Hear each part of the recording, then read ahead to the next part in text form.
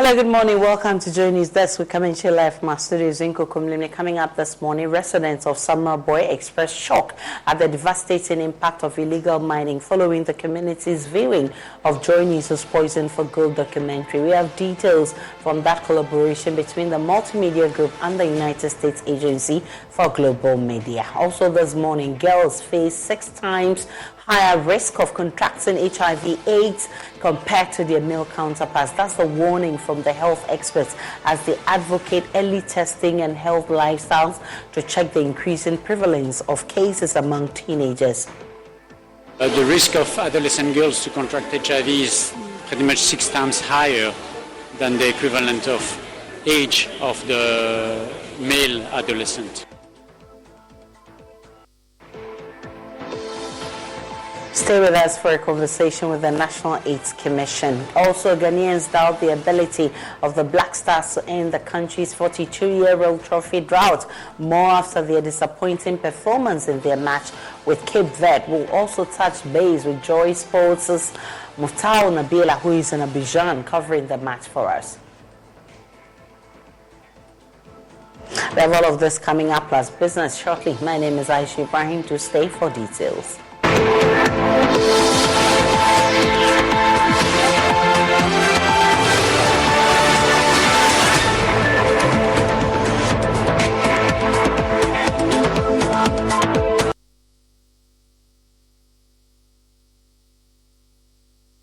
JoyNews through the VOA and the United States Agency for Global Media has been engaging residents of Samaboy in the western region on the health effects of illegal mining. Some who were watching the documentary for the first time expressed shock at the devastating impact of galamsey on public health highlighted in the JoyNews expose. Many expressed shock at the health impact of illegal mining captured in the documentary. The program marks the commencement of the Poison for Gold community tour, which is part of the US AGM media project on nature crimes in Ghana, supported by the US Department of State Bureau of Oceans and International Environmental and Scientific Affairs Office of Conservation and Water. Here's a wrap of what happened on Friday in Samaboy. I'm saying no more. So before saying any penny chrome animal, so follow us at the hard. So on an animal on to me and follow cinema in ye. Into the Martian Hano, and I'm a word dreamy. Nana be I shall see Ama Abusabaya 500. I must say a cocoa in the Bisane say, there be a sick galamsey, Manabani and Watoy. Ye be a hey, ye Watoy and Hi, my name is Erastus Asaridonko. This is the Poison for Gold community tour. Welcome to Samaboy.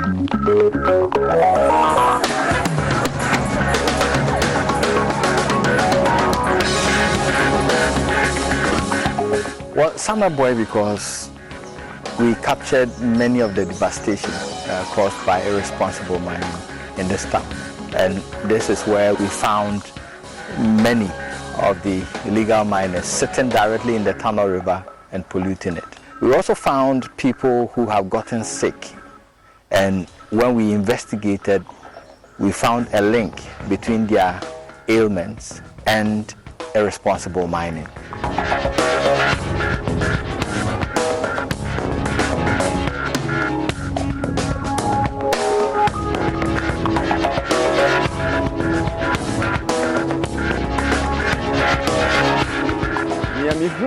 And Mahuni, a book margin and Tiaso. It's a Sanky and say, at was best a beer, Bosumi, you know, and I be there to Santa Che, ya. Kibianka, Galamsey, shall see or Sama by Haron. Nothing I used to as the say any cocoa in my as the CSS. The yin to Musanka, a Bacosa. Ya manum, me mania. Yamanu bebre ahun awu ni enim sesa na ma wo ya bebre so ayale yale enim sesa de we na eden ekoso di si am behwe sa de we de nyame ani meto nyina no kra wura ho ti se nkwa bebre nko school galam se ni ti nya de ono wan ada ajinko bebre so SSN galam se no kwa adi so of the nnuonu ni ade na ade de o ma ho ode nya ade asa o mo na hodom de ya adwuma. We are all in this country. We know the powers that our traditional rulers hold. But as we speak now, because of Galamsey and its issues, the authority that they are supposed to hold has diminished.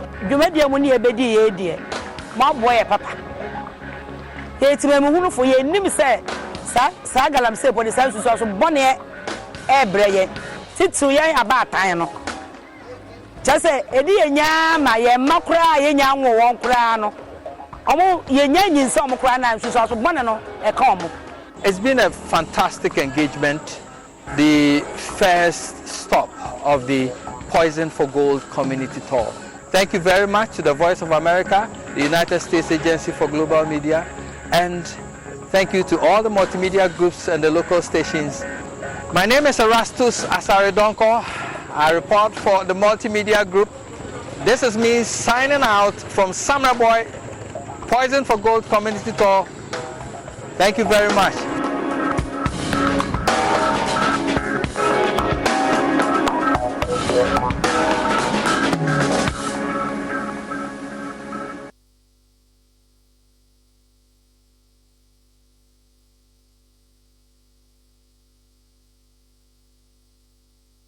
Away from Galamsey to health issues, data available to UNICEF shows that a lot more teenagers, particularly girls, are increasingly contracting HIV and AIDS infections in West and Central Africa as compared to other parts of the world. Speaking to the Global AIDS Monitoring and UN AIDS 2022 report, UNICEF Chief of Health Alexander Bone said the situation could be attributed to many factors, including a myriad of challenges confronting the sub-region.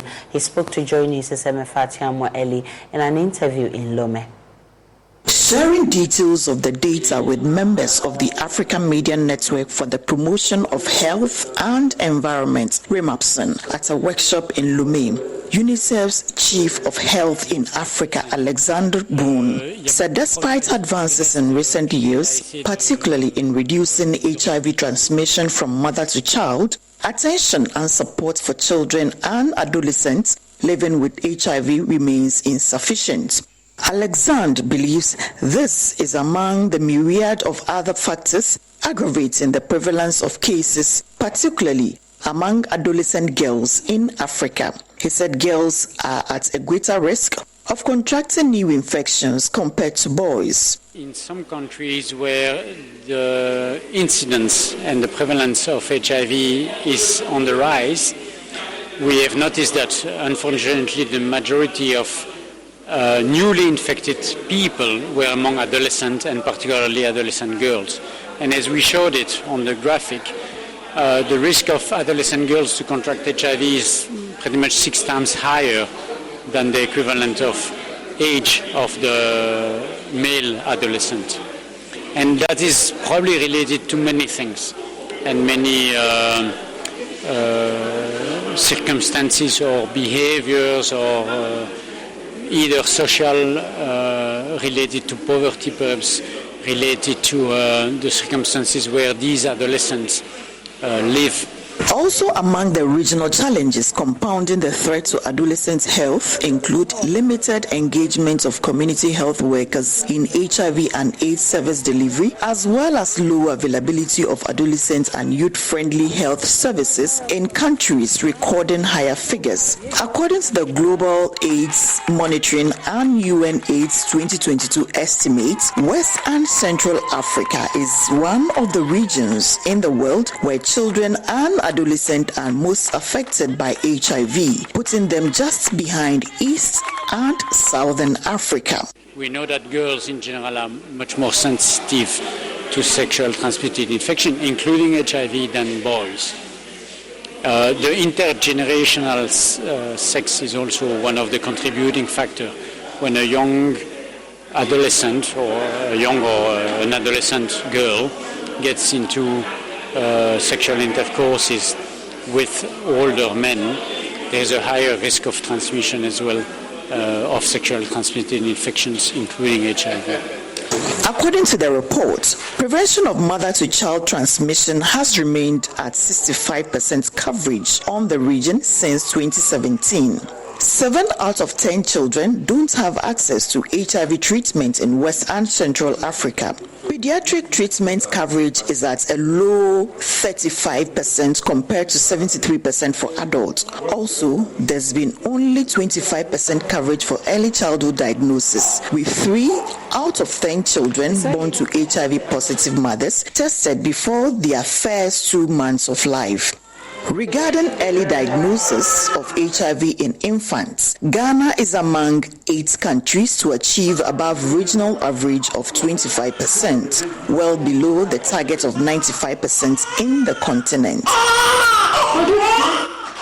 In a clarion call to action, UNICEF enjoins all and sundry to accelerate the pace towards an AIDS-free generation in West and Southern Africa. The Children-Centered Humanitarian Organization believes eradicating AIDS starts with children. Each country must do everything possible to create a world in which children and adolescents are assured of getting the support they need to fight HIV and AIDS, so we can deliver on our collective promise to enable an AIDS-free generation by 2030. Amafa Ewenam Atiamwa Ellis reports for Joy News. Lomé. Director General of the Ghana AIDS Commission will be joining us for a conversation explaining to us what is causing the increasing numbers of infections and also why girls are at more risk than their male counterparts. We'll be having that conversation shortly.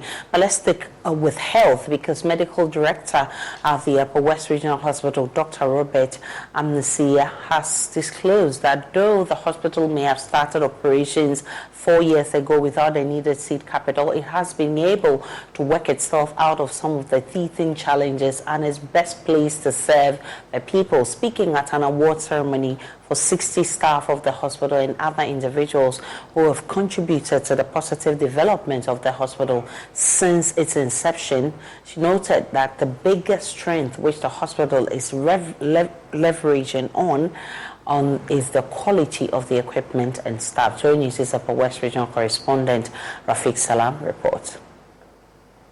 Though it was commissioned in August 2019, the Upper West Regional Hospital opened its doors to the public 5 clear months before they were able to have access to quality healthcare services at the facility. The hospital started with a seed capital and was therefore expected to take care of only outpatients. With the improvisation and ingenuity of the management and the zeal of the catered staff of the hospital, they held the bull by the horns, work above themselves to ensuring that the objective of the government in providing a state-of-the-art 160-bed hospital for the region and beyond is fully realized. Despite the challenges, Medical Director of the Upper West Regional Hospital, Dr. Robert Amnesia, opined that the biggest strength of the hospital is the quality equipment and the people manning them.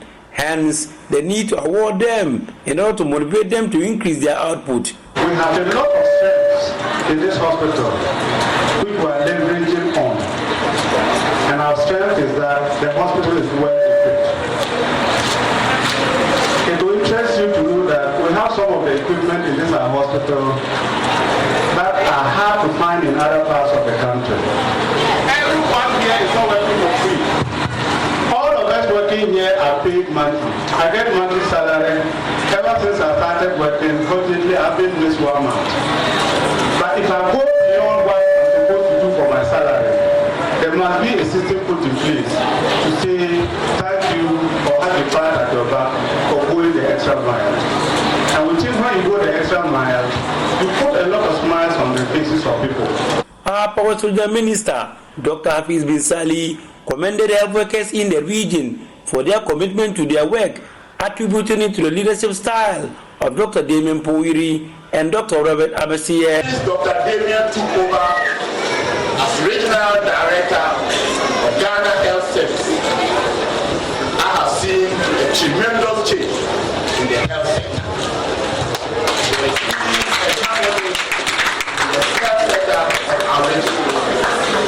We have seen many more people come as doctors. We have seen nurses come to the region. We have seen many midwives accept postings to the Upper West Region. And the story is not the same.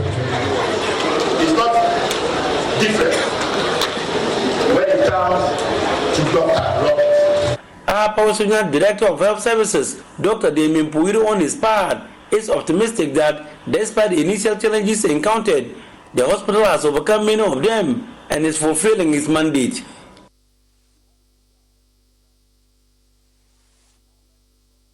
From Ghana Health Service and to also identify critical staff up to the hospital. 4 years down the line, I can only look back with pride to say that our hospital is achieving the intended purpose. In all, 60 staff of the hospital and other individuals were honored by the hospital for significant roles played in the development of the facility. Notable among them is Apawasunya Minister Dr. Hafiz Bin Sali, Managing Director of Usua Ghana Limited, Alhaji Yusuf Yakubu, President of the Asokoli Traditional Area, Togbe Afede the 14th, and JoyNews, Rafik Salam. The overall winner of the awards went to a nurse at the General Surgery Ward, Regan Ajakum, Utukum, and Apsonic motorbike donated by Kina Farmer. Reporting for JoyNews, Rafik Salam. Wow. A council member of Eco-Tourism is calling for advocacy to stop the destruction of forest reserves in the country. According to Professor Erasmus Owusu, if nothing is done to stop the devastation, the country will soon be without reserves. He said this at a stakeholders conference in Tamale. The conference brought together stakeholders involved in protected land management within the Mole ecological landscape to deliberate on the issues facing wildlife and forest reserves. Speaking at the ceremony, council member Professor Erasmus Owusu said after 1996 there hasn't been any new reserve established, yet the old ones are being destroyed. When you look at after the forest reserves, we stopped establishing forest reserves a long time ago. And even when you look at the ones that were recently established, they were established under decrees. It's executive instruments. Rawlings goes to capital. Case is presented, they say, look, let's make it a protected area. We didn't have to go through parliamentary issues, nothing, and it was established. Chabogo, they said, if it were today, we would not be there. As I speak now, we've been fighting for Atiwa Range to be converted into a national park. We fought that battle for almost 10 years. It has never come home. The Director, Stakeholder and Ecotourism Wildlife Department, Dr. Richard Jima, highlighted some successes chalked under the Savannah Integrated Conservation Project implemented to conserve the wild. First of all, let me say that the project helped in supporting sustainable financing of the park through the initiative that we had, that is the craft shop was reactivated, and by that the communities living around the golden landscape were able to bring their craft materials to the shop and serve as outlets for them to sell their products and also get revenue. And so once we want to protect biodiversity, we should also get benefits from the biomass and also the communities around it. A representative of the traditional rulers, Abdullahi Mono, said the advocacy is beginning to have impact on areas with wildlife and reserves. What is going on is a good thing. All we need to do is to keep including the people. A lot of the communities are beginning to benefit. And it is clear if you go to areas like Mognori and the rest, how they used to hunt or poach in the park is reducing because the same people are almost becoming those who inform or otherwise prevent their colleagues from going because of the benefits they are getting. So the issue is just about benefit sharing. When everybody gets something, you know, our grandfathers left this thing for us. It has gotten to our time to get something from it. Somebody is coming to say that he is in charge of it. What do we get? and the issues of the topics on the creamer in particular, Bamaus, are now catching up with almost every area. We can go back to our earlier story where data available to UNICEF shows that a lot more teenagers, particularly girls, are increasingly contracting HIV and AIDS infections in West and Central Africa as compared to other parts of the world. I've been joined by the Director General of the Ghana AIDS Commission, Dr. Chirme Etwahene, for more. I'm grateful for your time. First, let me ask you how you feel about this. Yeah, thanks for having me. It is very concerning. Hello, I hope you can hear me. Yes, very well, Dr. Etwahene. Yes, it's very concerning issue.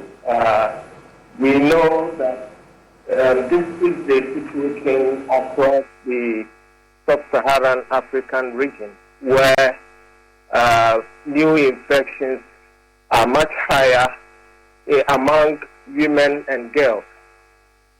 And it is so because of a number of factors.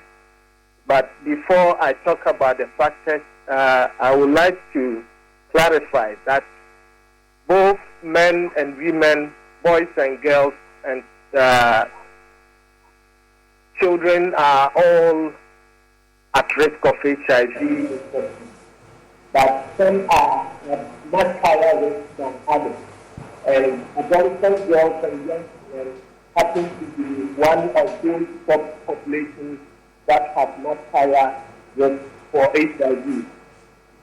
And there are biological, social, cultural, and behavioral factors that account for this situation. And as you are aware, the situation is not different in Ghana. We have more than 4,000 people who got infected in 2022. I mean, young people aged 15 to 24 who got infected in the year 2022 alone. And of this number, more than 80% were actually adolescent girls and young women. And so the issue is an important issue for us as the Commission, and we are doing everything to address the issue among this population. Of course, Ghana is not it's no exception when we talk about some of these, because of course we're part of the West and Central Africa. But I want you to explain to us how females are actually 6 times at risk in contracting HIV/AIDS as compared to their male counterparts. Yes. Again, let me clarify that HIV susceptibility changes less on a person's sex or gender than it does on how their anatomy is utilized. And so on that basis, we need to acknowledge that the biological factors are quite important when we're trying to see, look at the gender disparity in terms of HIV infection. And the first point under biological factors is the fact that reproductive sex is generally riskier than insertive sex. So whether it is vaginal or anal sex, the reproductive partner is more at risk to the infection than the insertive partner. And this is because they raise greater mucous area in the woman who is exposed to HIV during penile vaginal intercourse. And if there should be any breach or tear of the vaginal mucosa or anal mucosa, which is relatively thin, there definitely will be an increased risk or likelihood of HIV infection in the woman or the receptive partner if they happen to be a man. And so if this occurs, then we see that is one of the risk factors. Then if there should be untreated sexually transmitted disease, and of course in women, it takes a long time for them to see whether they have any symptoms of sexually transmitted infection. And so if it is untreated for a long time, especially the untreated one, it increases the risk of the woman or the girl becoming infected if exposed to HIV. And besides the biological factors, we also have the sociocultural factors. And one is gender inequality, which manifests itself in many forms. And one is power relations between men and women, especially in union. And so that power relation often determines whether the woman can have protected sex or whether the woman can be supported to protect herself by the man. We also have, gender inequalities that relate to access to resources, land, and other related things. So we're looking at the economic empowerment of women, and if many women are poor, then the situation of contracting HIV becomes exacerbated because they will have to find other ways of, having income.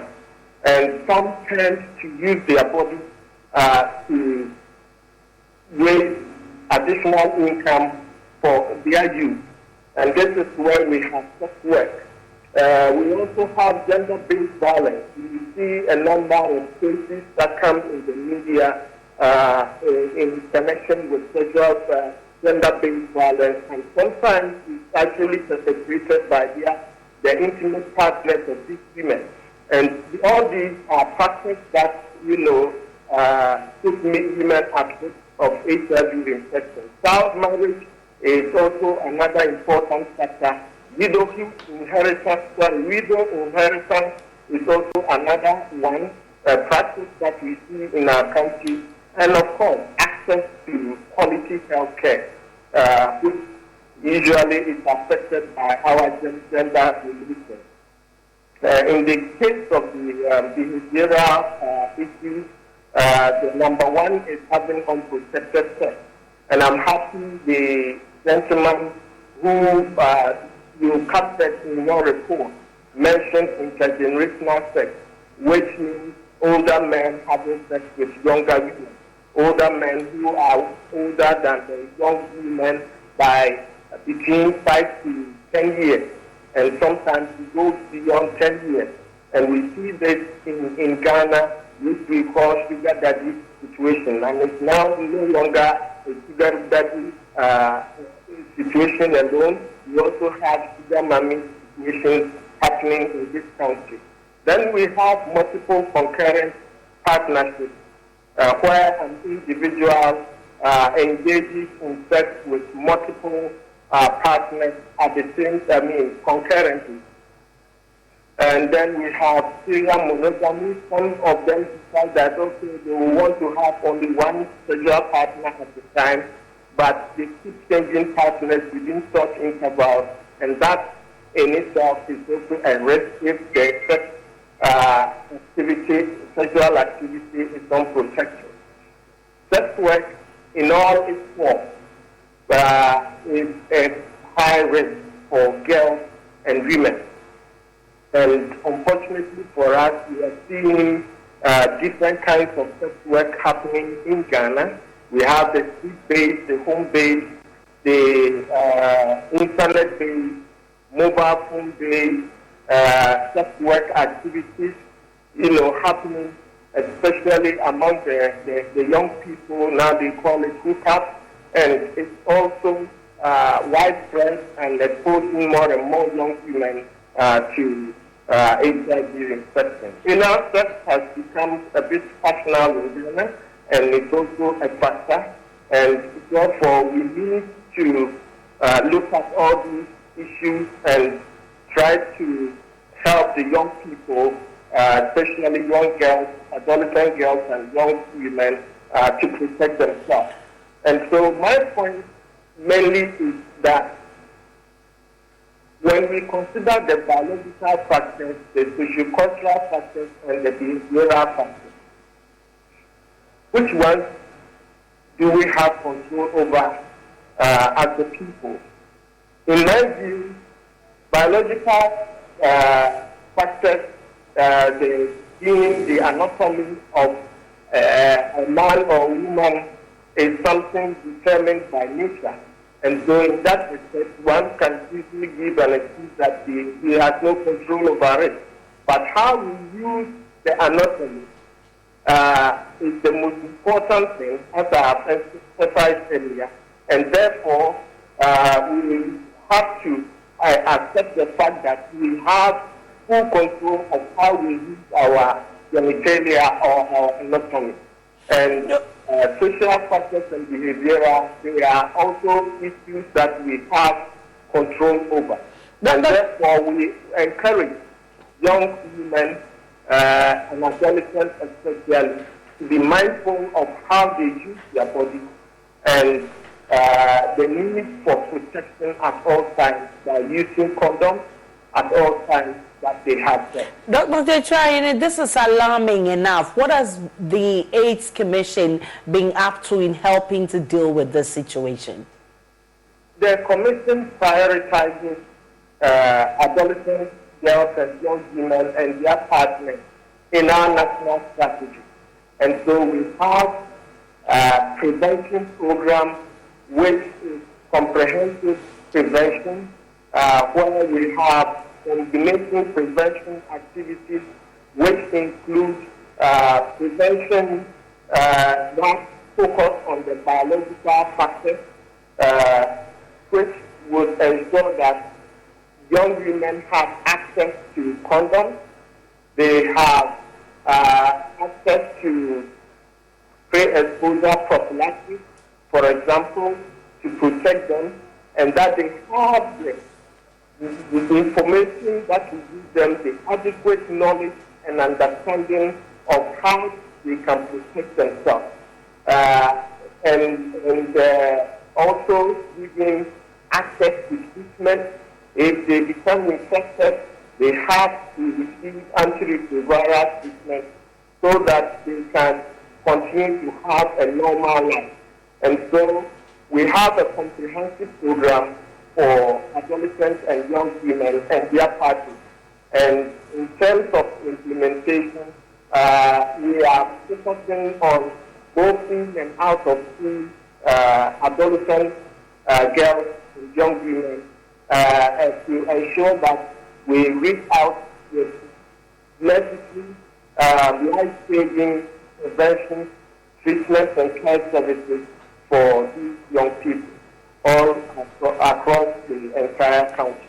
I understand that you have challenges, Mr. Trahine, that is making your job a bit difficult and also reaching out to the number of people you want to. What are the challenges? Share with me. As for challenges, there are many. We have challenges that relate to the scale of the services that we need to provide. For example, if we do not have adequate funding to provide the combination prevention services to people who need them, then it becomes a challenge. Number two is that we have, because of stigma and discrimination associated with HIV, and of course, as we are talking about young people, when it comes to HIV and reproductive health in general, there is some stigma related to young people because we expect that they should not be sexually active, and if they are sexually active and having unprotected sex, getting pregnant and also getting sexually infected infections, sexually transmitted infections like HIV and others, then we tend to stigmatize them both in the community and in the home, and now also the health facility. And this is an area that we all have to work together to ensure that we do not stigmatize young people, especially in the health facilities, because that is the only place where they can find solutions to their problems. The solution in terms of the knowledge that they need to have so that they can protect themselves and have access to quality health care so that they can have improved health. We cannot deny them these things just because they are young and sexually active. And so there are actual challenges, there are many, but I would like to focus on these two. You have said before, Dr. Echuahene, that if we are not careful, this will become a state emergency where it will affect our human resource development. It will affect the people who are supposed to, be part of the workforce to ensure that our economy is sustained. At the state level, what do you want done? Well, HRD is a productivity issue, and I'm happy that you have put it in the right perspective. It's a productivity issue because it affects the most economically active population. And if we do not protect if we do not reduce new infections among the economically active population, then it's going to undermine productivity in the country, and then it would also affect or negatively impact the economy in many ways. And so as a country, young people, and here I would say adolescent girls and young women are the people who have to, be trained and become leaders in industry, champions of industry, and if they are getting infected at this age, then the opportunity for these people to reach their full potential and contribute to the development of the country is going to be severely undermined. And therefore, as a country, we need to ensure that resources are made available for these people in schools, out of schools, in health facilities, in communities, and in various social gatherings, so that they will have, we can have a generation free of HIV. And these are the things the Commission is focusing on, so that we can have a generation free of HIV in the country. What's your your advice to the general public as I leave you this morning? My advice just to the young people is that they are internet generation, and so they do not know much about HIV. The sanctity around sex and sexual activity is something that they have not had the opportunity to know about. And so if you take a young person who is below less than 20 years, may have had more sexual partners than somebody who is about 50 or 55 years. Why? Because this generation lives in different environments, and their values are different. The internet generation is deprived of a number of benefits that the older generation has. And so this is the realization every young person must acknowledge and realize that it's not everything we see on internet that is wholesome for us, that we should also experiment or practice. We should take our lives into our own hands and ensure that we live healthy lives and productive lives. And so sexual activity, getting into sexual activity at early age is very dangerous, especially for adolescent girls, because their cervix is underdeveloped and the mucosal The mucosa is also very thin, unlike an adult person. And so their level of risk of infection is very, very high. And therefore, they need to be aware of this and ensure that they protect themselves. The best is not to have sex, at that early age. The best is not to have sex. But if you choose to have sex, then you have to wear condoms at all times, irrespective of whether you know the person, you love the person, you trust the person. Those issues don't matter at all. What matters is that your life is so valuable, is so important, and if you put it at risk, you will have yourself to blame. I'm grateful for your time, Dr. Chemecha Hene. What's the word? The wise is enough. And that's his advice to Ghanaians this morning. Let's take a break on JoyNews Desk. When we return, there is more.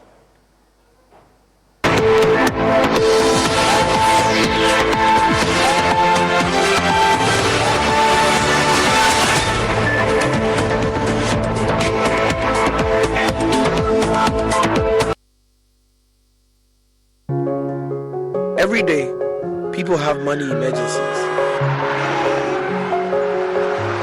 Ma, I need my school fees emergency. Mommy chop money emergency. Emergency. Catch it. I'm your rent emergency. Now, there's a new emergency number in town. More money, challenge and enjoyment. At the top life we got. Dial star 770 hash for all your money emergencies and chop life. Dial star 770 hash for money emergencies and get easy and quick access to your money, loans, and other banking needs. EcoBank, the Pan-African Bank.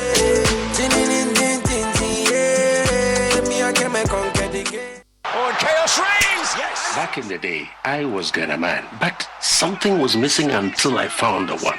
HD Plus is not your regular free-to-air decoder. For a small fee, you get to experience great services and exciting world of content. Dial star 879 hash on your mobile phone and subscribe for as low as 290 cedis. Hash. This one is different. The images are 5 times clearer in HD picture quality, and I'm loving the feely experience. HD Plus, I love you. But I'm still here. HD Plus, for better, for less. That's right. Get your HD Plus decoder from any Electroland outlet or our dealer shops. Blessing, do you know of any good medical school I can take Kofi to? Oh, Fifi, is that why you're looking all moody? Then I have some good news for you. The College of Medicine and Allied Sciences, COMAS, Accra, Ghana, is a degree-awarding institution, and they offer Bachelor of Medicine and Bachelor of Surgery using the Graduate Entry Medical Programs, Bachelor of Diagnostic Imaging, and BSc Health Information Management. All these programs are accredited by GTEC. Their bilingual curriculum prepares you to consult in French. But I'm worried about admissions. Admissions are ongoing. Contact us on Facebook or on Instagram at info.comas or call us on 0208-456-556 or send them an email info@comas.edu.gh. COMAS, the citadel of a holistic professional medical education.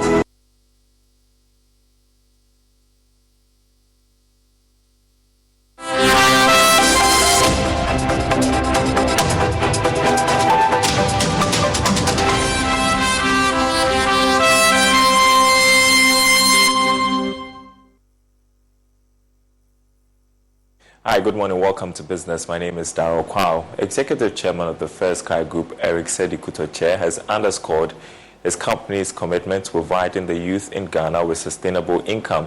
According to him, despite the economic challenges faced by most businesses in 2023, the company recorded unprecedented growth. He was speaking at the 21st anniversary and Thanksgiving service of the group. The First Sky Group is a Ghanaian-owned entity comprising subsidiaries with interests in hospitality, construction, insurance, banking, and other sectors with over 4,000 employees. The company, through its corporate social responsibility, has supported some kidney patients at the Kolebu Teaching Hospital with free dialysis amounting to 33 million cedis. Speaking at a Thanksgiving service, founder and executive chairman of the group, Eric Sedi Kutoche, said the company has been resilient despite the economic challenges in the past year. The year 2023 was not favorable globally for business. Some business collapsed. Others saw very minimal growth. But for the mercies of God, our business was sustained and they saw unprecedented growth. God is indeed a faithful God. One who observed that for us at the First Sky Group, the critical ingredient responsible for our existence and growth has been abundance of grace and love of God, fashioning in us to break new grounds, turn fallow fields into profitable experience, and lead the corporate entrepreneurial narrative in job and wealth creation through employment, innovative solutions, and hard work. Mr. Chairman, 2024 is an interesting year for us as Ghanaians, both within the country and the diaspora. We acknowledge the simple reason we will be going to the polls in December for our general election. Let us, with resolute energies, firm efforts, fortitude, and purpose, preserve our collective peace. Chairman of the occasion, Reverend Dr. Stephen Yenesom Wengam, commended the group for its resolve to maintain its employees and provide a lot of youth with jobs even in difficult times. And in an era when many companies are folding up and laying off workers, because of your love for humanity, you have bent over and kept this huge number on your payroll. And I want to advise the staff of First Sky Group that it is not a right to be employed. Now, following a further decline in headline inflation, interest rates eased again as Treasury bills auction were oversubscribed by a whopping 46.7%. That's according to the latest auction results by the Bank of Ghana.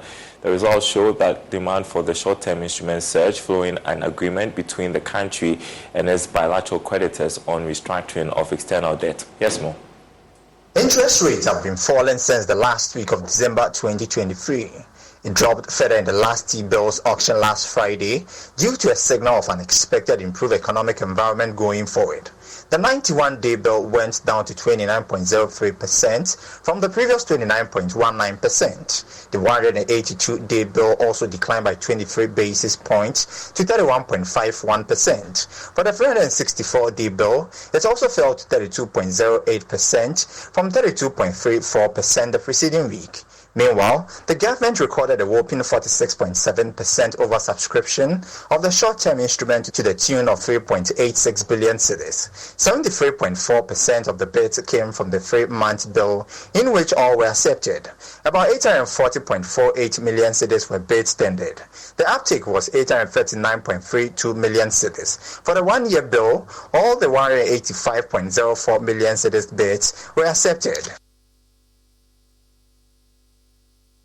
And that's it for this segment. The news continues after the break.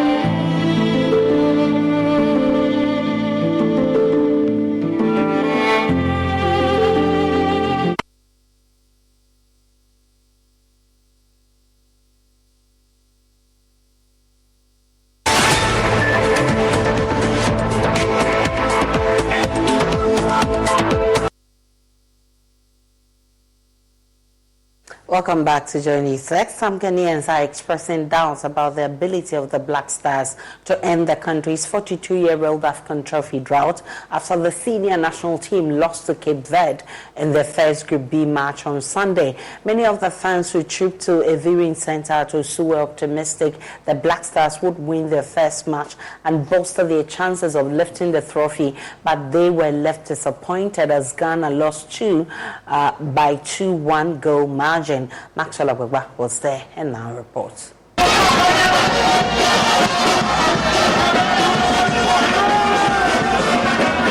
The excitement at the Sierra viewing center at Osu before the match. Many Ghanaians were optimistic that the Black Stars will win their first game against Cape Verde. That they believed would put them on a good path to win the trophy and end the 42-year trophy drought. Oh, like Ghana will win. I'm a big fan of Jordan Ayew.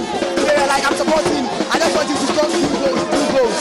Right, 2 goals for Ghana. What do you think will be the scoreline? The scoreline is going to be 2-0. Also, all the goals are going to score by Jordan Ayew.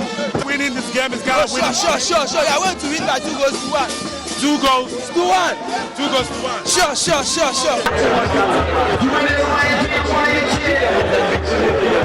For some of them, they were full of pessimism. After many years of heartbreak from the Black Stars, they have simply lost all hope. Okay, so as we know, Black Stars, they don't have anything good to offer the country. Honestly, they don't have anything good to offer the country. So me personally, I'm just expecting a loss. They will lose. Oh. Black Stars. So you say we are losing? We are losing. Ghana is. By how many goals? By 2. 2-0 against 2-0 against Ghana. Wait, before I go. Wait, before I go. Are you Ghanaian? I'm a Ghanaian, fully Ghanaian. Ghana no Jibo. I know the bad. We are Ghanaian. Me are Ghanaian. I be Ghanaian.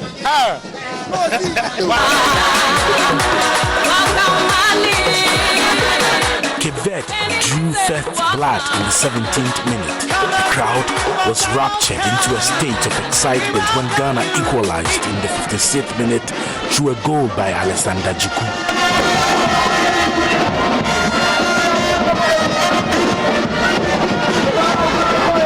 But Cape Verde scored again in the 92nd minute, making it 2-1 against Ghana. The game ended and the blame game started.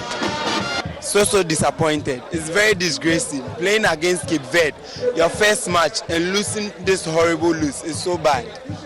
It's so bad. I'm very disappointed. I wasn't disappointed at all.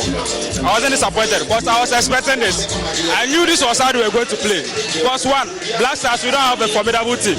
They just, they just pick up the players from anywhere they find them play football and they bring them in to come and play. No, they're not going to make any impact. They're not going to make any impact. We can now go to Muftau Nabela, who is pitching camp in Abidjan, monitoring the games for us. Muftau Nabela, tell us more. First, I want you to clarify, was Ghana's coach attacked yesterday after the match? Kindly unmute for me, Muftau. I apologize. It was a verbal attack and not a physical attack. Many supporters were not happy with the outcome of the game against Cape Verde. And many of us already knew that the supporters were never going to be happy, considering the fact that since Chris Hughton took over the coaching job of the Black Stars, the national team has been very uninspiring. So the venom, or should I say the vitriol, which was directed at Chris Hughton, was expected. But what actually happened was that when the supporters were using words that I cannot put on air on Chris Hughton, security took them away. That was what actually transpired. Yeah. Well, many. In fact, even journalists wanted to go to the Black Stars dressing room. So yeah. So many are attributing the loss to. They say that Ghana lost at the bench, and trying to explain that our selection actually wasn't good for the match. I mean, you have been there. You've seen the players and how they've prepared for the match and all of that. What would you say? Well, coaches are paid to make decisions. When the decisions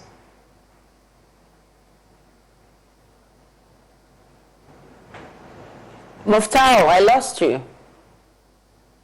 Okay, so I was saying that coaches are hired to make decisions. Okay. Genius. When the decisions do not go in their favor, then we say they are technically or tactically bankrupt. I think that Chris Hughton took decisions that did not go his way. If the decisions had gone in his favor, then we would have been here having a different discussion.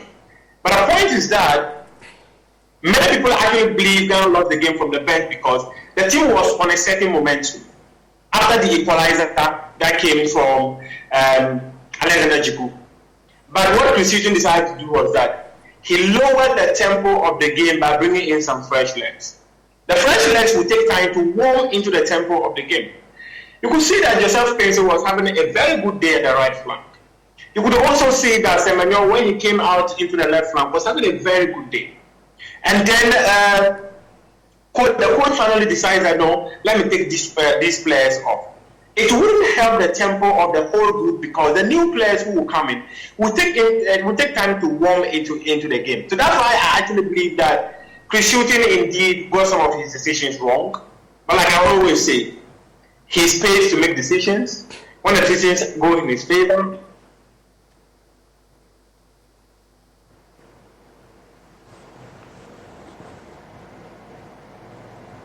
Muftao, we lost you. I apologize for that. I was saying that Chris Hughton took decisions that did not go in his way. If they had gone in his favor, we'll be here having a different conversation saying that he's a very good coach. He made changes that impacted the game and brought us a win. This one, he made decisions that lowered the tempo of the game and has raised questions about his technical and tactical ability as the man who is in charge of the technical of the Black Stars. But the point is this: we hired Chris Hughton, decided to pay him to make decisions for us. When the decisions don't go his way, we can decide that, hey, Chris Hughton, we don't like your decisions, then leave the job. If the decision goes his way, we will praise him and say, you're a genius of a coach. Muftao Nabila, of course, there's a match coming up on Thursday and they are facing the giants, Egypt. What do you think? Are they prepared enough for this game? Okay, so this one is not going to be my opinion, but the conversation I had with the players. Okay. I spoke to Jordan Ayew, I spoke to Richard Ofori, I spoke to Dennis Odoi, I spoke to Alexander Jiku. In fact, and the head coach himself, Chris Hughton, all of them in the mixed zone. Richard Ofori says, we are Ghana, we are not afraid of anyone. Jordan Ayew says, we are Ghana, we are not afraid of anyone, but we are now in a difficult situation. Jiku says, we need to be aggressive enough if we want to pick points. Dennis Odoi shares the source of Jiku. And Chris Hughton says that beating Egypt is not impossible. Okay. He just needs the right mentality. Well, he adds that he cannot take responsibility for individual mistakes. Okay. He can only take responsibility for the collective group. Of course. And here, he's charging the board to do the right things against Egypt. And it's the individuals who make up the team. So definitely I will eat my fufu before watching that game. Grateful, Muftao Nabila, for bringing us updates from Ivory Coast. And that will be it for the bulletin this morning. My name is Aisha Ibrahim. Log on to myjournline.com. There's more of the news and updates of all the developing stories. See you again at 12.